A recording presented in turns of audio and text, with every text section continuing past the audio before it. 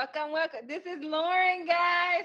Hi, She everybody. is our news correspondent, all things cannabis news.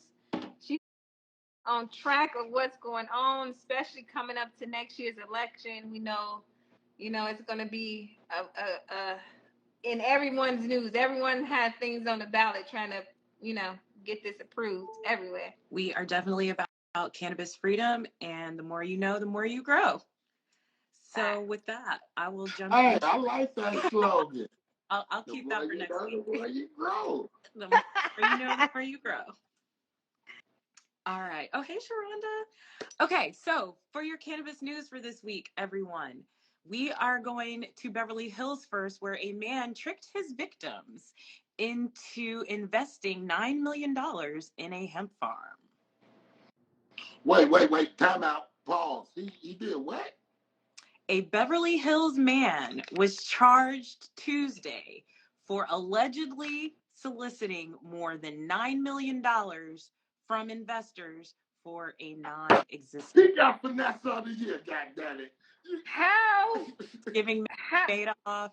It's giving Fire Festival. Wow, like how did he? Like, where these investors at? Because I need investors in our hemp farm. Like, where they at? Y'all want a real farm? Black people can never find $9 million when they need it. All right, the suspect, Mark Roy Anderson, age 68, is a disbarred attorney who is currently serving an 11-and-a-half-year sentence for an unrelated crime at the time of his indictment. Wow. So he just call it criminal. Unsavory individual. In 2012, Anderson was found guilty of running an investment scheme that collected more than $9.5 million from victims who were falsely promised huge profits through investments in various oil companies and oil ventures. That was 2012, current time. Oh, so his goal is selling a dream. He faces 5 counts of wire fraud, alleging he tricked investors into providing funds for his company, Harvest Farm Group, to harvest and process hemp that would be turned into medical-grade CBD isolate and sold for a substantial profit. Wow. Okay, right, man, the part I think y'all want to know. Go ahead. Now listen, he's wrong, he's bogus, but God damn!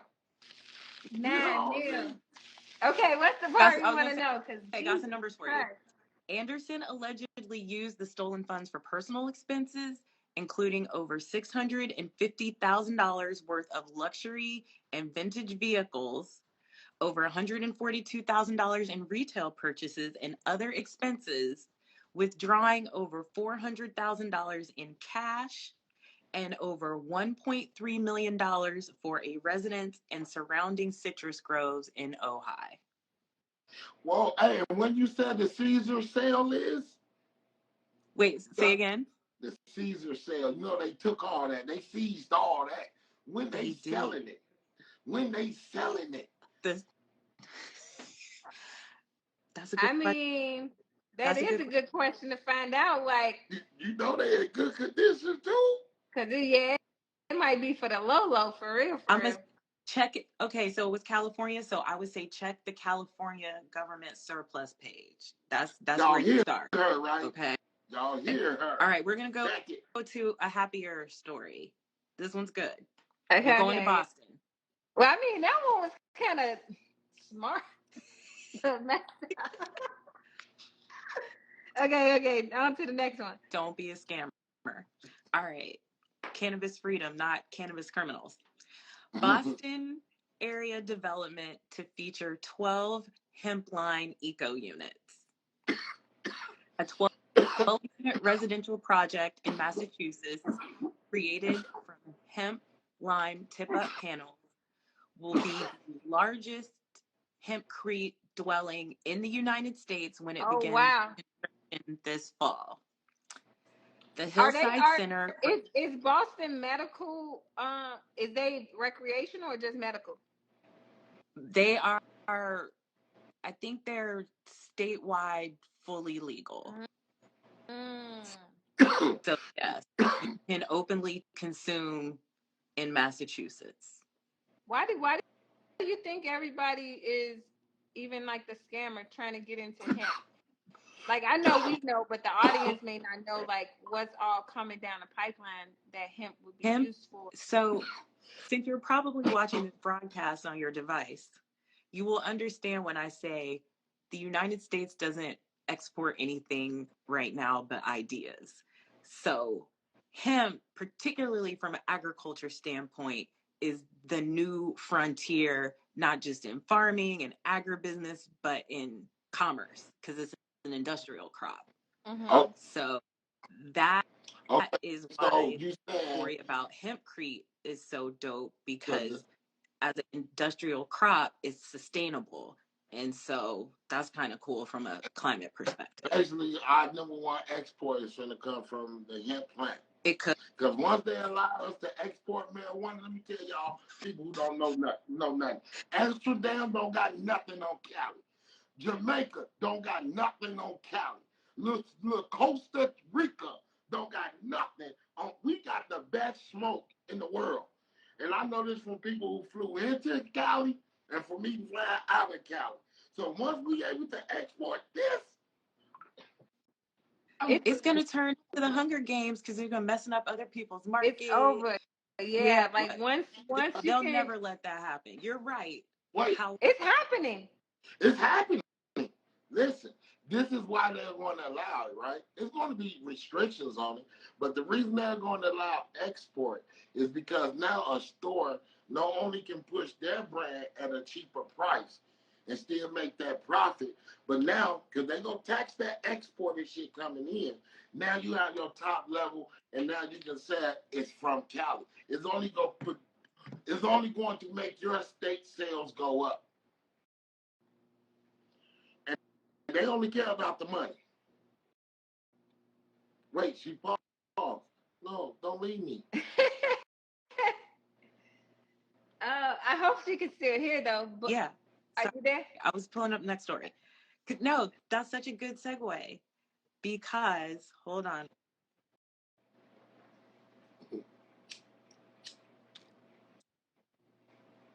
I can't hear it. Can you hear?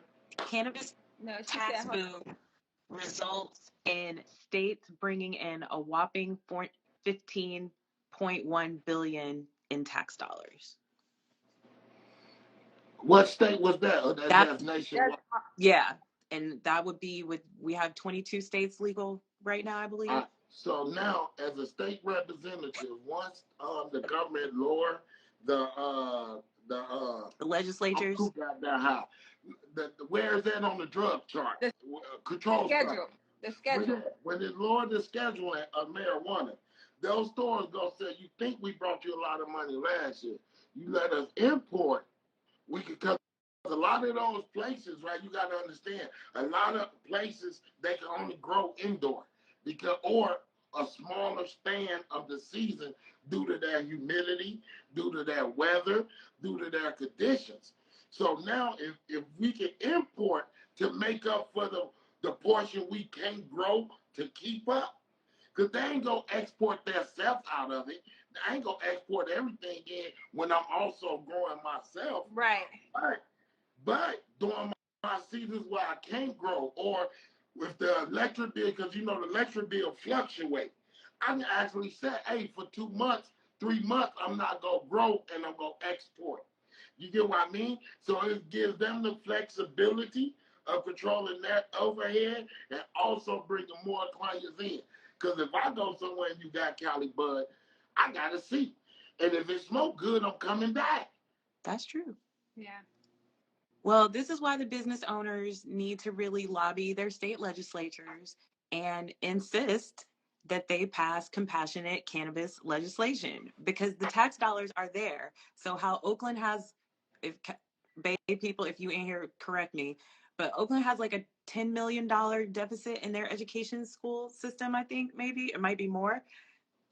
Tax dollars could fix that easily. Right. So, and especially, I'm talking about Oakland. There's states and counties that are way less I, resource and poor than the Bay. So, I so think this story you is a want me to good tell you the example. trick on that? What? What's Here's the trick. Okay, you know you got Oaksterdam, right? in the Bay. They call it Oaksterdam, where there's a lot of stores and all that at, right? Those sale taxes, because the way schools are set up, only goes to the school in that district.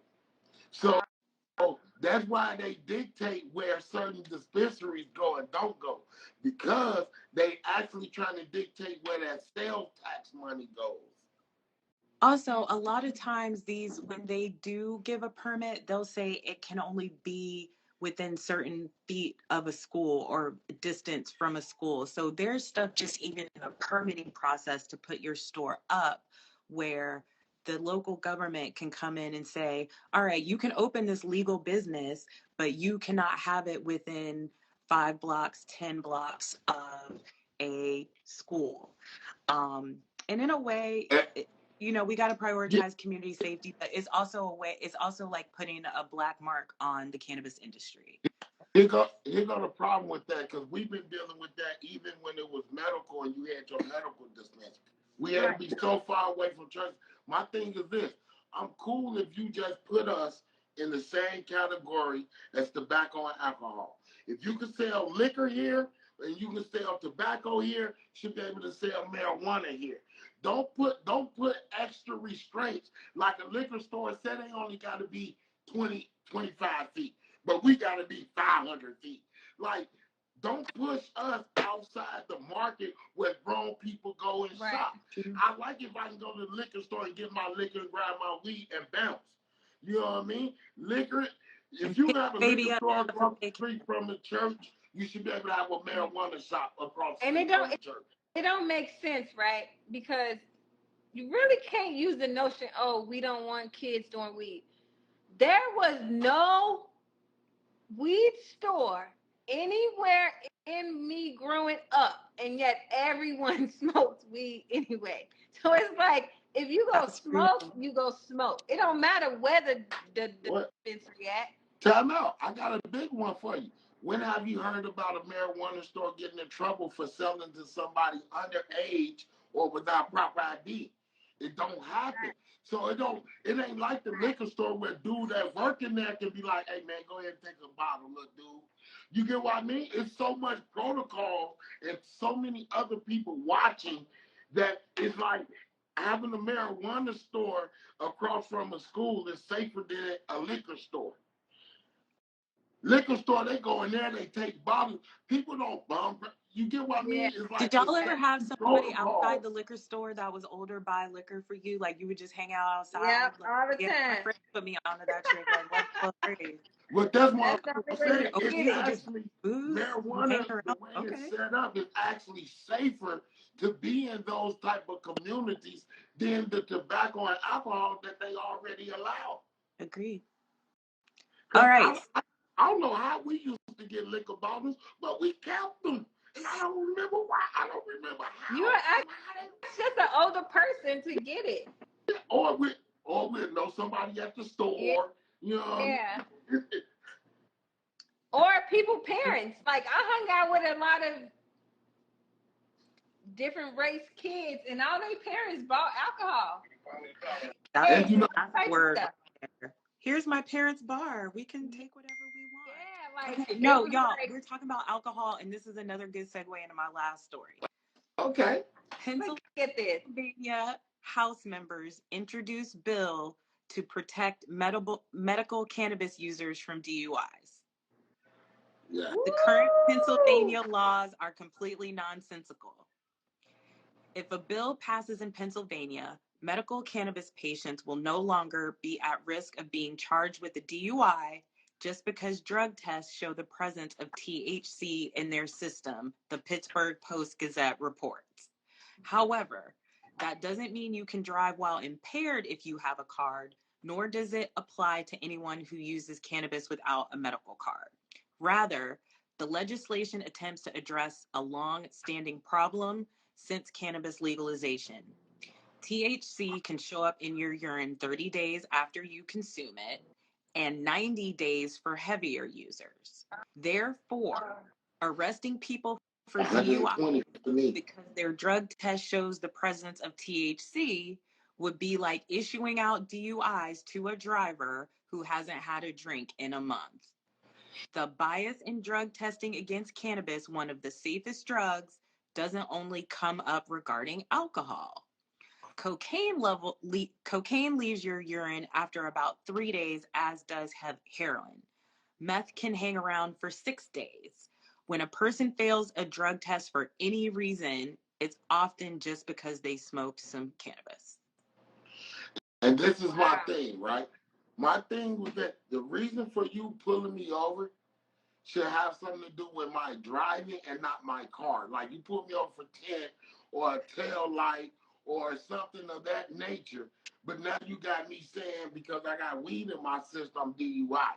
You know what I mean? I think first off, they right. They need to move that, and you should have to have more evidence. Like when you pulled over, you can look on the police cam. The smoke came out the window when he let it down. Bro, you can see him swerving. The problem is gonna be this.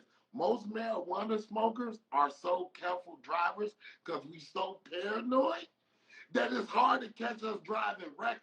You might catch somebody falling asleep at the red light. That's gonna be your biggest luck. Think about it. When you high, 65 is fast. You zooming. That's why I can't drive and smoke or be high because I feel like I'm going 2 miles an hour and I just like it'd be too focused. I'd be too focused. But that's what I'm saying. It's gonna be hard to give me a DUI because most likely we like this. We ain't swiggling the line. Alcohol do this. You get drunk. You get the pushing it. Forget the police. We ride. Whoa, whoa. Bumping music. We get you like this. Hey, man, don't be yelling out the window like that, man. The police gonna pull us over, man. Chill out. Chill out. What you mean, nigga? I'm going about 80. Oh, I'm doing 45 on the highway. Right. Oh, shit. Right, that's how it be for real.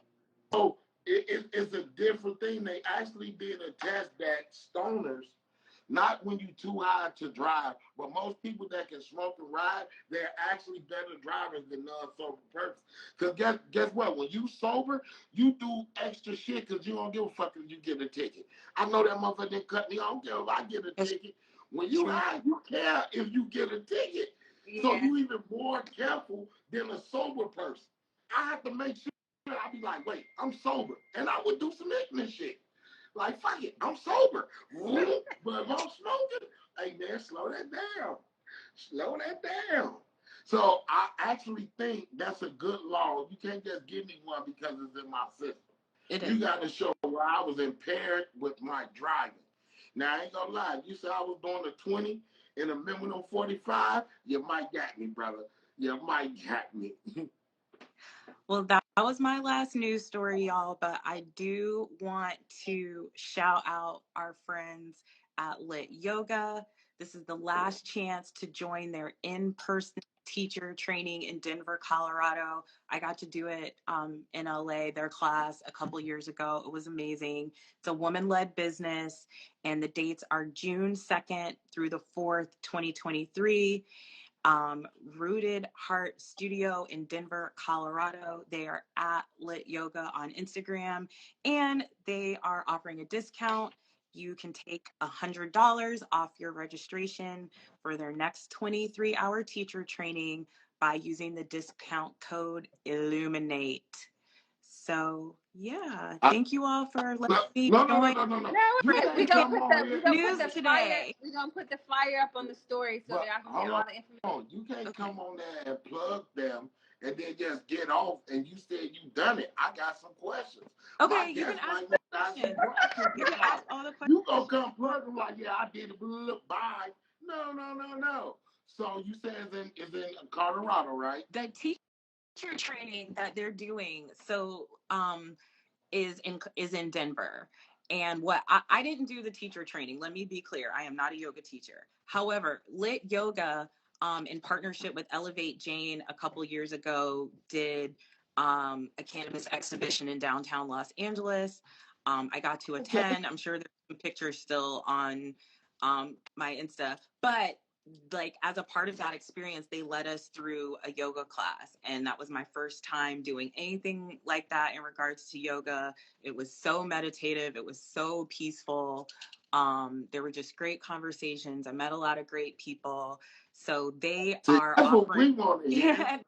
They are offering The experience. the Denver community an opportunity to become one of their trainers and one of their yoga teachers.